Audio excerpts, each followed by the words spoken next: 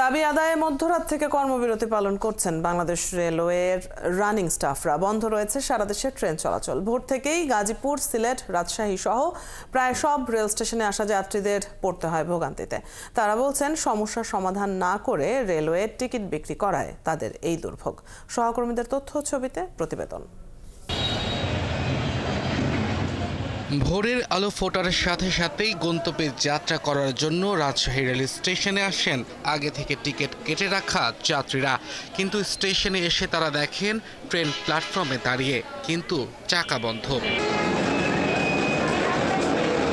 ক্ষুব্ধ হয়ে স্টেশনের প্রবেশ মুখের বেশ কিছু চেয়ার ভাঙচুর করে যাত্রীরা। তাদের দাবি, ট্রেন ধরার জন্য আগেভাগেই আসেন, এসে দেখেন কর্মবিরতি চলছে।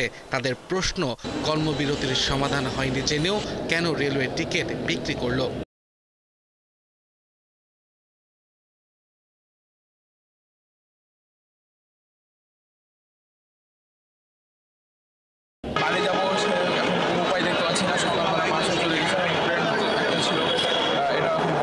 কর্মবিরতির কারণে ময়মনসিংহ রেলওয়ে স্টেশনে আটকা পড়ে দুটি ট্রেন। পরে বাধ্য হয়ে বিকল্প উপায়ে যাত্রীদের গন্তব্যে যেতে হয়। দেখি তো আপনার ট্রেন বন্ধ, এখন তো ভাবছি সিএনজি অথবা বাসে যেতে হবে। বলাকা ট্রেনের জন্য এখানে অপেক্ষা করছিলাম, কিন্তু আজকে শুনতে পেলাম যে বলাকা ট্রেন আসবে না।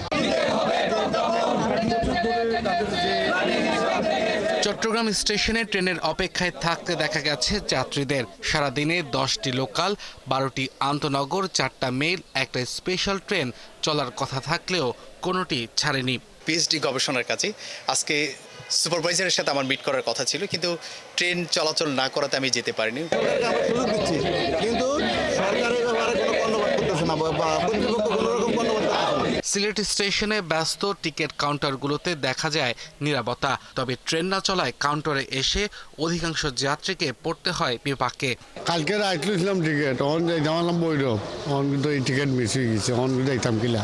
সারা বাংলাদেশ বন্ধ, হ্যাঁ, এখন আমরা তো বড় সমস্যা পড়ে গেছি, আমরা চিটাং যাব। চুয়াডাঙ্গা স্টেশনে কর্মরত রানিং স্টাফ, টিটিই, গার্ড ও ট্রেন চালক কারো দেখা মেলেনি।